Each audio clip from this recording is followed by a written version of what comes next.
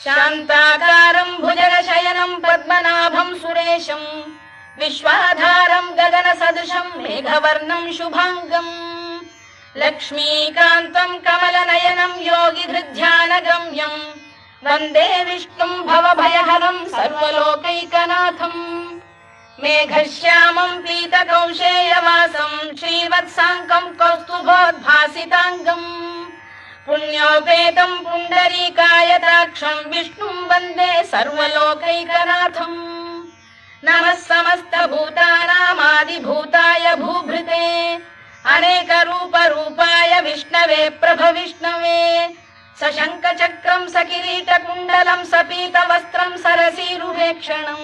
सहारवक्षस्थलशोभिकौस्तुभं नमामि विष्णुं शिरसा चतुर्भुजम्